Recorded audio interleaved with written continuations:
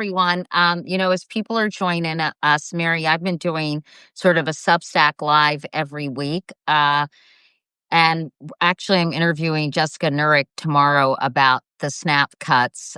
She's one of my favorite people. She's got a PhD in public health, and she really breaks down kind of what is happening in public health and how sort of and basically corrects a lot of the false Yeah. information that's circulating out there. But anyway, but Mary obviously is Donald Trump's niece, for better or for worse, as I'm sure you know. One of her latest Substack pieces about the destructive impulses of the Trump family.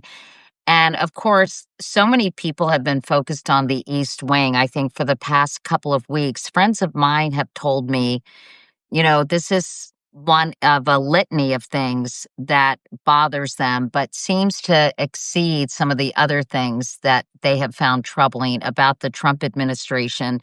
And as I mentioned, you wrote a piece about the Trump family history of destruction and how this is not the first time the Trump family has destroyed and lied about one of their construction projects. So can you give everyone a quick synopsis of the piece you wrote until they're able to read it themselves?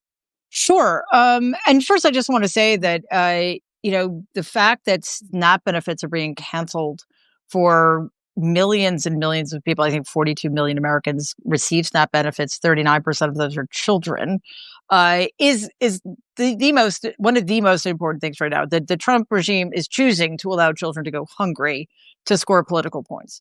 That is deeply, deeply distressing.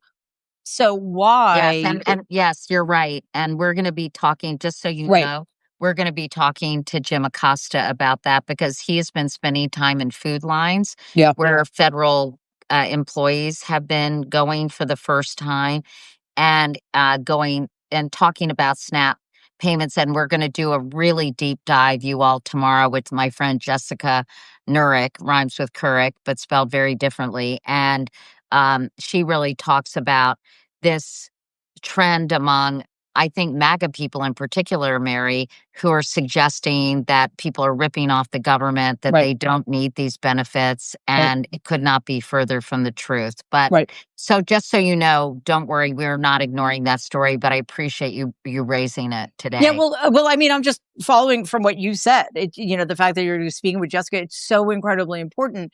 And I think that the weird disconnect is why, for so many people, is the destruction of the East Wing resonating in the way it is. And I actually think it's because these things are all connected. They are symbolic of what many, many people in this country, including the leaders, so-called, of this country, are choosing to have America represent. And that is destruction and cruelty. And that brings me back to my family, because those are both Trump family traits. Starting, of course, with the patriarch, my grandfather, Fred, who was a sociopath. From the very beginning, Donald was at a huge disadvantage, but so too was my dad, who was the oldest son, namesake, and potentially heir to the empire. So the first thing I'm aware of in terms of a building project that went horribly awry and really revealed my grandfather to be who he was a building project he had in mind called Steeplechase. Now, back in the 30s, 40s, 50s, and 60s, Steeplechase was a much beloved amusement park in Coney Island. But I ran into some financial difficulties, and the Tillieu family, who owned Steeplechase, had to sell it or close it. I'm not sure which. So my grandfather bought the land in the hopes of building another massive residential complex in the vein of Trump Village, another huge apartment complex in Brooklyn. The problem was many people, even though Steeplechase was closed, loved it and wanted to give it landmark status, which would have meant not being able to build on it. So while this was winding its way through, I guess, the courts or what have you, my grandfather decided to take matters into his own hands. At the same time, though, my dad, who had quit the family business briefly to become a pilot for TWA and was desperately looking for a way to find his way back into my grandfather's good graces, to the extent as he was ever in them, was offered the opportunity by my grandfather to take charge of the steeplechase project, even though my grandfather probably knew it was a losing proposition, or maybe especially because my grandmother knew it was going to be a losing proposition.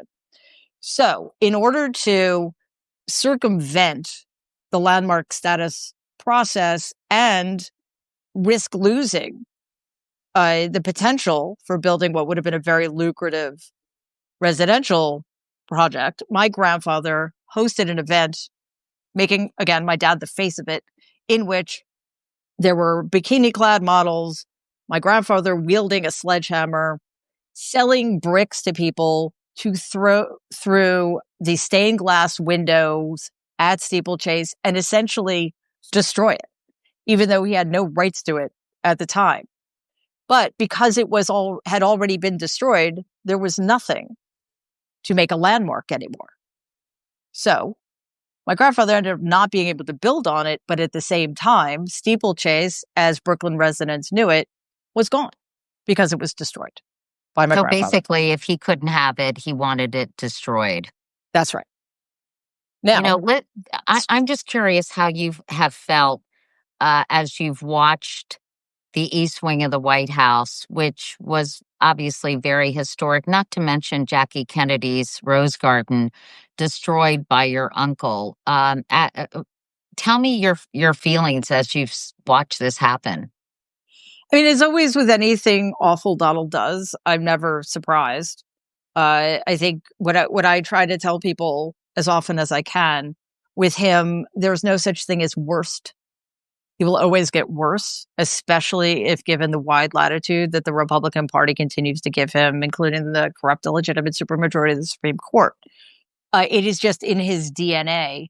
So, although, yes, again, not surprised, not shocked, I am horrified, heartbroken, seeing what he's done to the Rose Garden in particular, but also without any permission, without any rights whatsoever. How is it possible that this country is so inept that we don't make people who live in the White House rent free?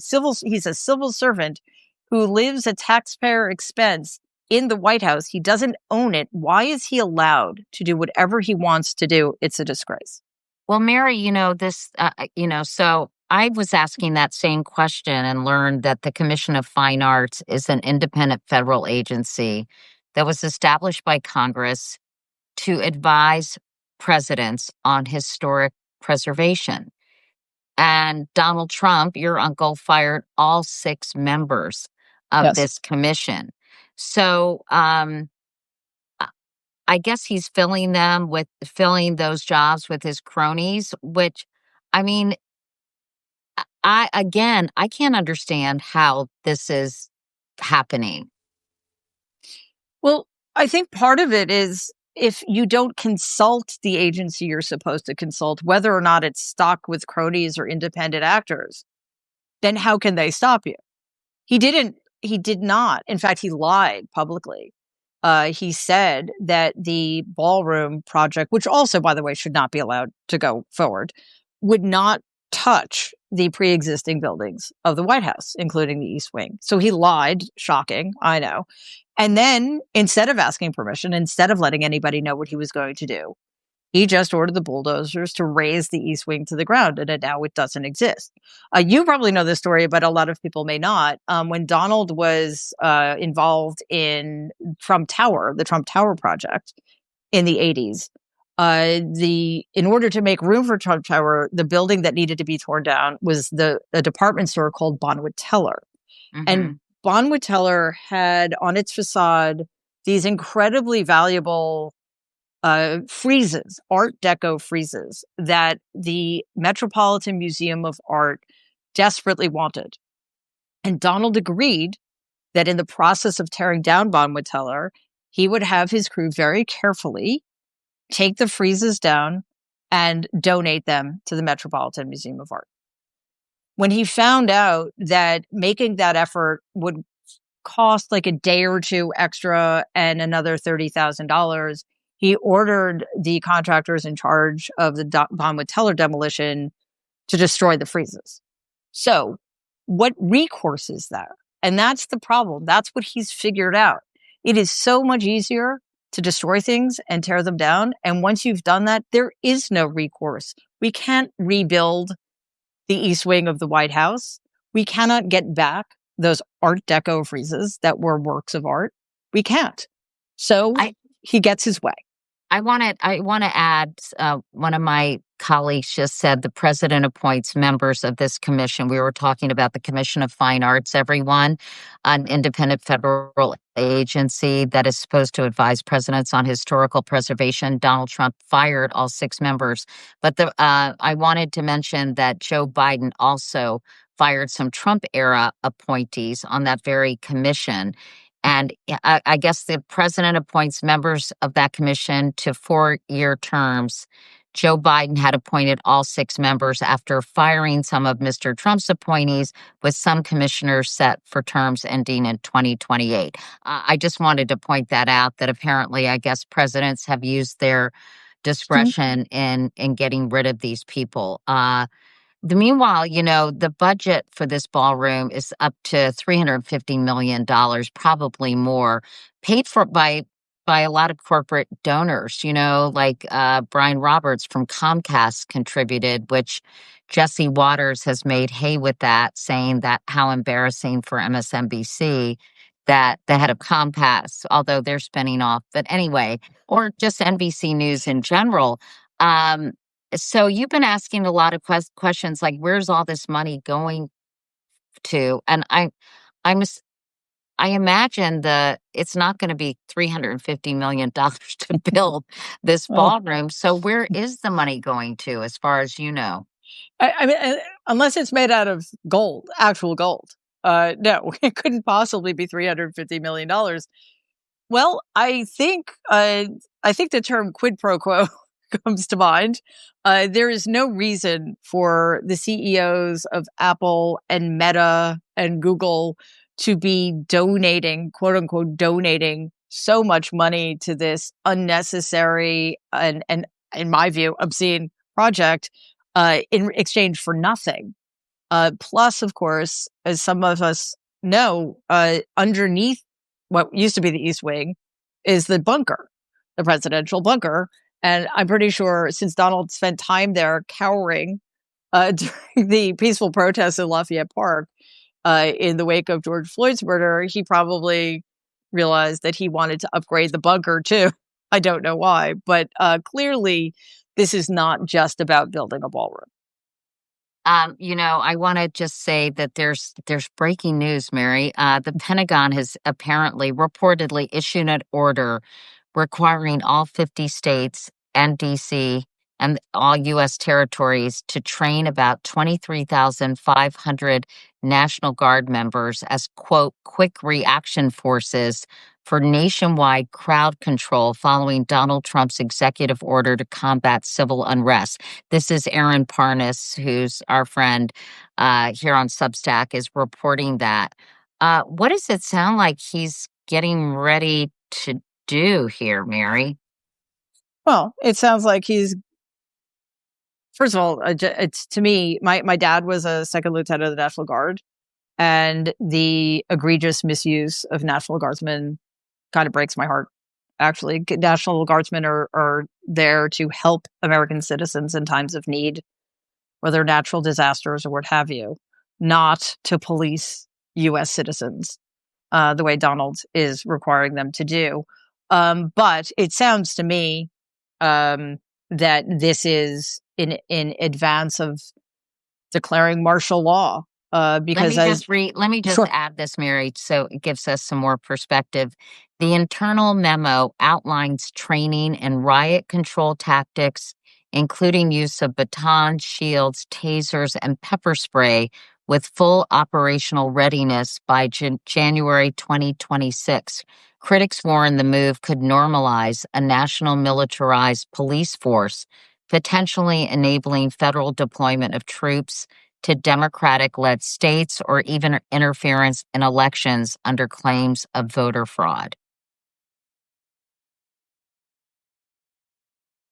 this is so terribly sad.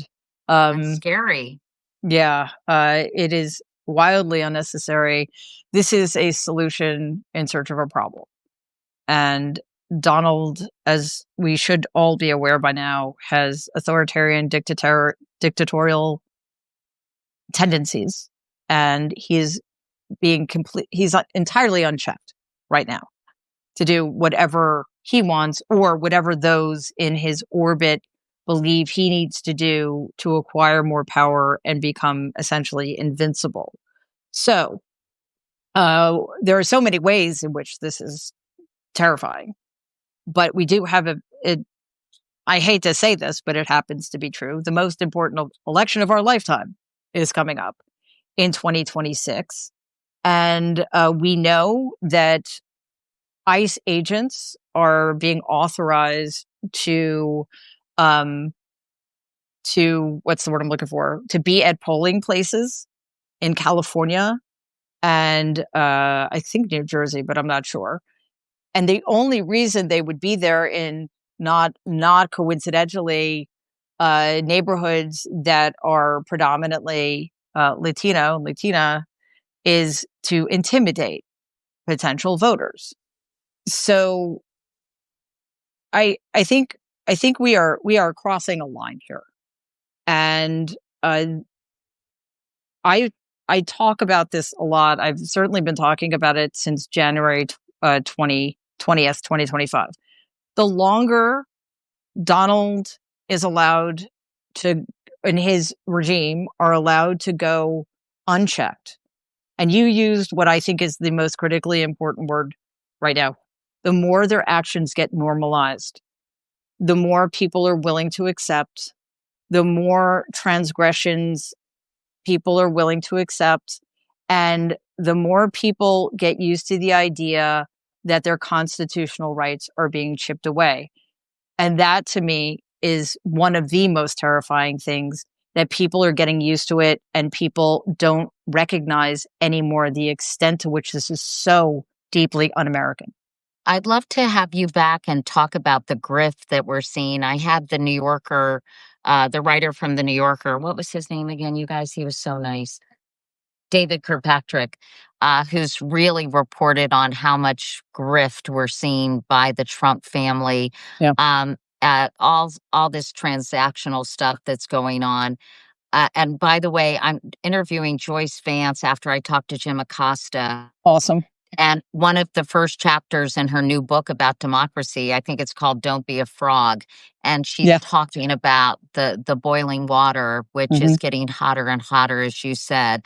I think this recent news is really scary. We're going to get some perspective from Jim and Joyce on that. But Mary, it's always great to see you. Take it easy on the Golden Goose sneakers. I just have one pair. I have one pair. Okay, That's it. enjoy the ones you have. And let's talk again soon. I always Please. love talking to you, Mary.